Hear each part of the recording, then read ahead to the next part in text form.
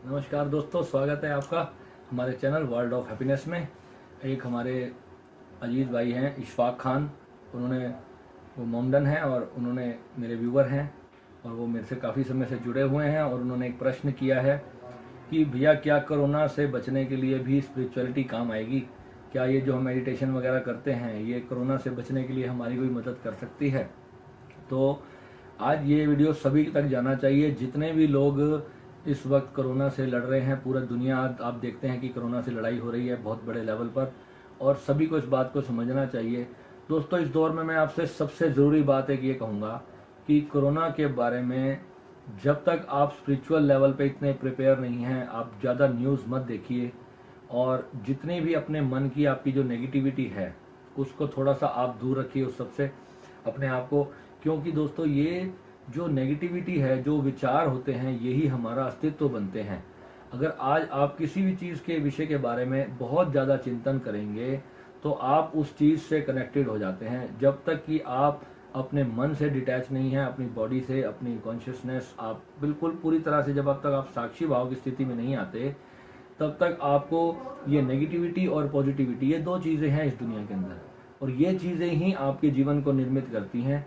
तो जितना ही आप इन चीज़ों के बारे में सोचते हैं, आप उसमें इन्वॉल्व होते चले जाते हैं, आप अपने मन के अंदर आप वो चीज़ें खुद ही पैदा कर लेते हैं। पीछे एक रिसर्च हुआ था, एक व्यक्ति को फांसी की सजा हुई थी, सजाए मौत उसको हुई थी और उसको जो है एक कमरे में ले जाया गया और वहाँ पर उसकी आंखों पर पट्टी बांध दी गई और उसको पहले दिखाया गया कि एक कोबरा के सांप से जो है उसको डंक लगवा करके जो है उसको मौत की सजा मिलेगी।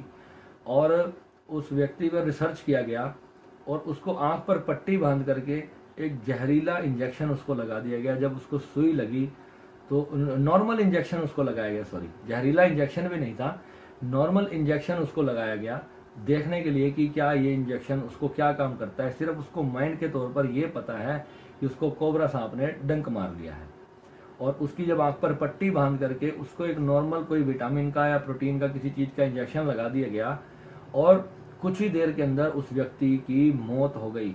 और उसके जो पोस्टमार्टम की जब उसकी रिपोर्ट आई तो उसके अंदर क्लियरली पाया गया कि उसकी बॉडी में कोबरा सांप का जहर आया। उसके शरीर के अंदर एक ऐसे हार्मोन सिक्रीट हुए जिनकी वजह से उसने अपने ही बॉडी के अंदर कोबरा सांप का जो जहर निर्मित कर लिया और उसके कारण उसकी मृत्यु हुई। तो ये एक पूरी प्रॉपरली साइंटिफिक रिसर्च थी और इस पर जो है बहुत शोध हुआ, तब जाकर के ये रिसर्च में ये सामने आया कि जो हमारा जो मस्तिष्क है, यही मस्तिष्क सारी प्रॉब्लम की जड़ है। और हम लोग जिस भी विचार के प्रति जितना ज़्यादा कनेक्टेड होते चले जाएंगे, वो चीज़ें हम अपने आप ही निर्मित करते चले जाएंगे। तो इसलिए आज जो हम देश में माहौल भी बना रहे हैं, वो माहौल भी जो है ना हमारे मस्तिष्क की पैदाइश है। और जो हम विचारों से, जिस विचारों से अपने आप को जितना ग्रसित रखेंगे, उसी तरह का हमारा मन हो जाएगा। शांति के प्रति हम जा नहीं रहे। हम 24 घंटे में से 10 घंटे अगर न्यूज़ चैनल्स देखेंगे तो जितनी नेगेटिविटी हमारे अंदर आएगी तो और किसी भी चीज़ से नहीं आएगी।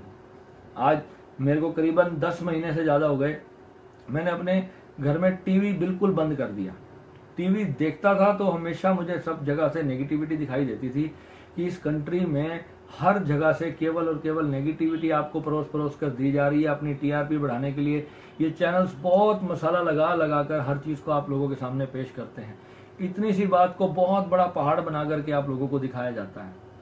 और दोस्तों, ये जितना भी आप देखते हैं ना, आप बिलीव नहीं करोगे, ये सब कुछ फेक होता है। सब कुछ टोटली आपको दिखाया जाता है किस तरीके से आप वर्कआउट करें। आपको सरकारें इस तरीके से चलाती हैं, मीडिया और जो बड़े बड़े बुद्धिजीवी हैं, बड़े बड़े बिजनेसमैन, बड़े बड़े एंटरप्रेन्योर्स होते हैं, वो लोग इस सब के पीछे होते हैं और वो लोग आपको रिमोट कंट्रोल की तरह इस्तेमाल करते हैं अपने फ़ायदे के लिए। और आप लोग अपने माइंड पावर को पूरी तरह से खो देते हैं।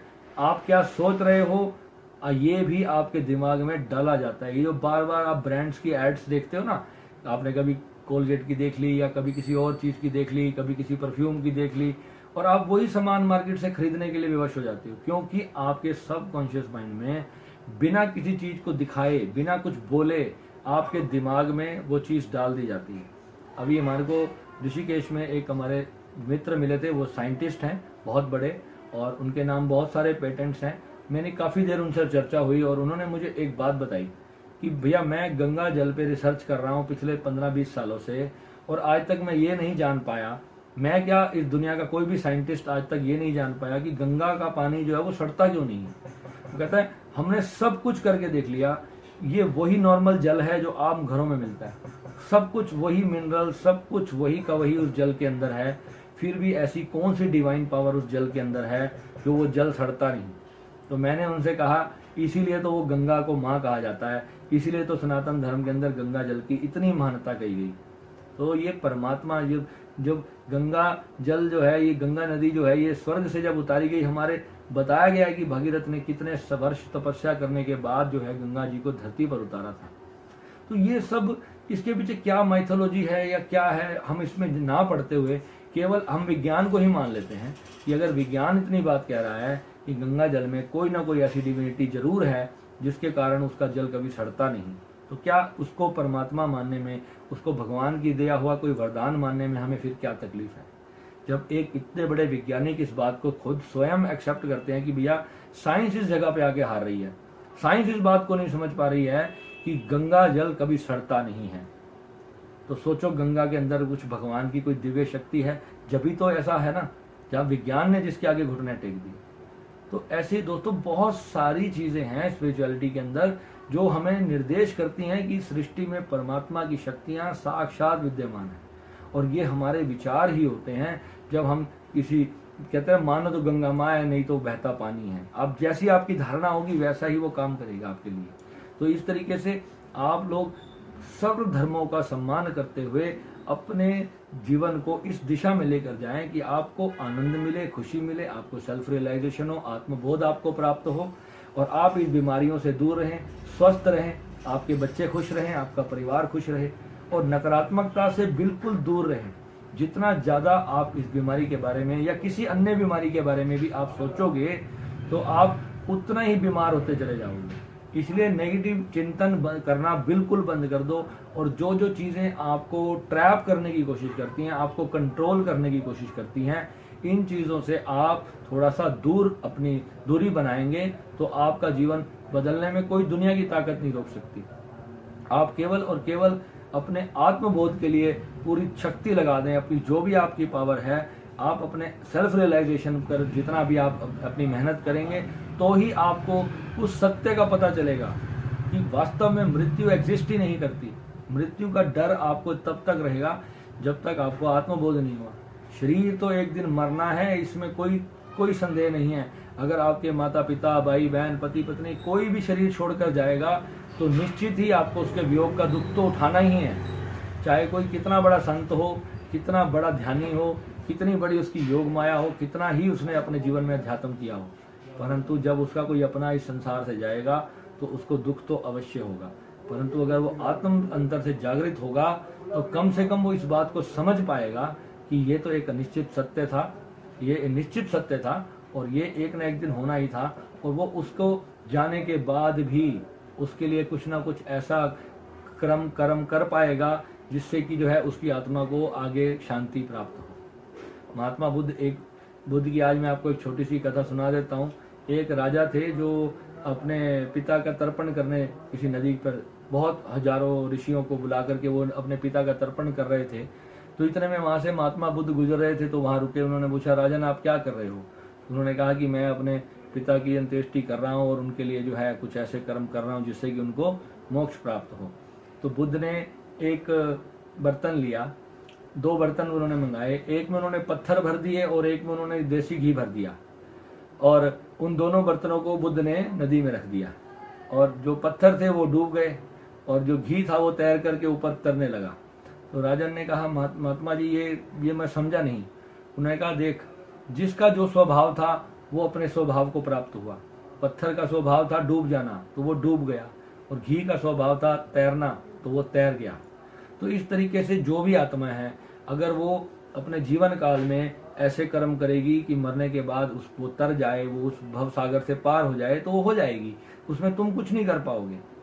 अगर आप एक बहुत गहरे स्पिरिचुअल इंसान हो तो आप उसको संजीवनी शक्ति से हीलिंग कर सकते हो, उनको अपनी ब्लेसिंग भेज सकते हो, अपनी लव एनर्जी से आप उनको इतना होश दे सकते हो कि वो कम से कम शांत होकर के अपना आगे का जीवन अच्छी ढंग से वो सोचें कि मुझे अब कहाँ जन्म लेना है, किस जगह पर मुझे जाना है। वो कम से कम अशांति जो उनको मरने के बाद जो किसी चेतना को फील होती है वो सब उसको ना हो।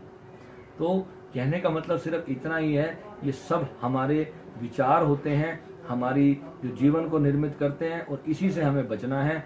और इस बुरे काल के अंदर जो आज हमारे सामने समय जो हम दुनिया के अंदर देख रहे हैं, हमें इस वक्त पे सिर्फ और सिर्फ नकारात्मक चिंतन से अपने आप को दूर रखना है।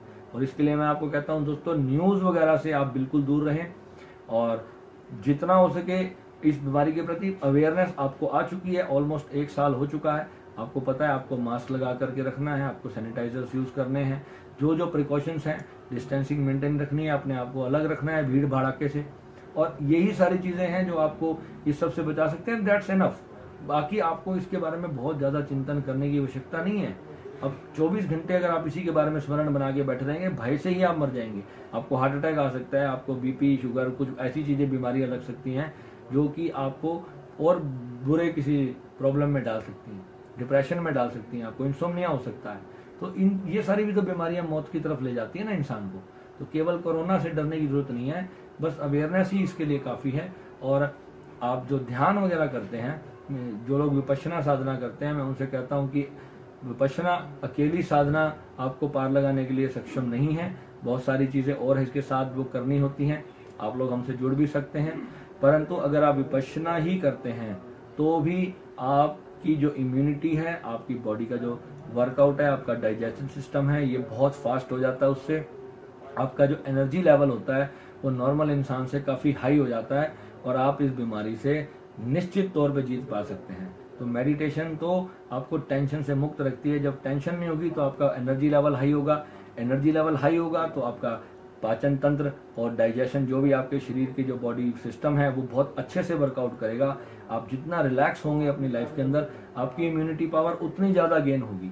तो इसलिए कोरोना से लड़ने के लिए मेडिटेशन, योग, प्राणायाम, आसन, सब कुछ जो है अपनी अपनी जगह पे बहुत ही ज़्यादा रामबाण औषधियाँ हैं, और इसको आप करते रहेंगे तो आपको कभी भी जो है कोरोना आपका कुछ भी नहीं बिगाड़ पाएगा।